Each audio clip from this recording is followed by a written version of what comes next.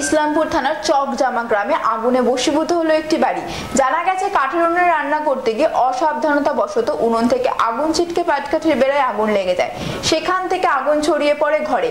দাউ দাউ করে পুড়তে থাকে কৃষক সাদিকুল মণ্ডলের বাড়ি। শনিবার মুর্শিদাবাদের ইসলামপুর থানার চকজামা গ্রামে আগুনে ভস্মীভূত হলো একটি বাড়ি।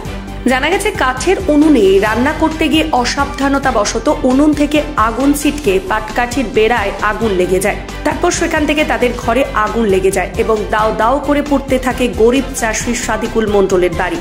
গ্রামবাসীদের কাছ থেকে পাওয়া খবর অনুযায়ী সাদিকুল মণ্ডল দুদিন আগে তার নিজের জমির পাট বিক্রি করা নগদ 50,000 টাকা তার ঘরে ছিল। টাকা সহ একটা সংসারের যাবতীয় সামগ্রী সমস্ত পুড়ে ছাই হয়ে যায়। এমতো অবস্থায় দমকলকে খবর দেওয়ার আগেই গ্রামবাসীরা দেখতে পেয়ে তড়িঘড়ি এসে আগুন নেভানোর কাজে হাত লাগায় এবং আগুন নিয়ন্ত্রণে আনে। বর্তমানে ওই অসহায় পরিবার প্রশাসনিক সাহায্যের অপেক্ষায়। अरे भैया कहाँ हैं आप? अरे ऐप में तो 5 मिनट दिखा रहा है। तो ऐसे कीजिए, कैंसिल कर दीजिए, मैं दूसरी कैब कर लूंगा।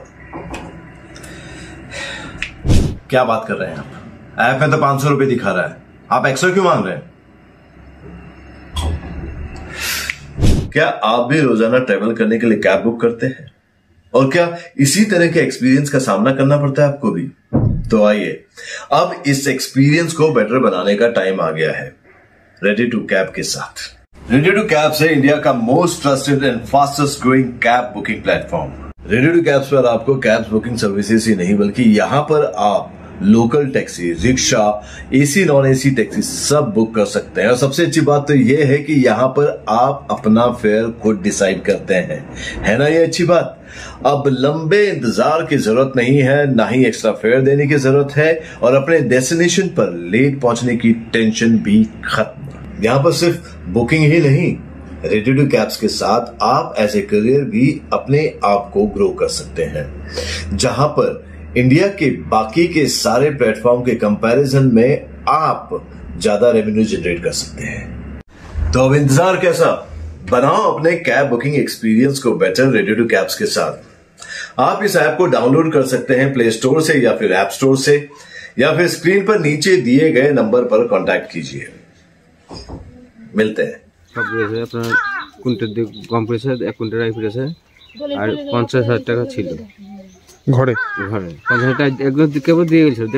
মাঠে গেছে, আসে আবার মাঠে সন্ধ্যের দিকে যাবো থুইতে ব্যাংকে পাটের টাকা। কিভাবে ধরলো আগুনটা?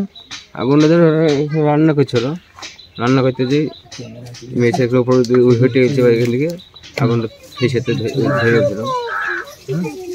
দমকল বাহিনী এসেছিল? না, দমকল বাহিনী জানিয়েছিলেন আপনারা? আমি ছিল না, মাঠেই ছিল না।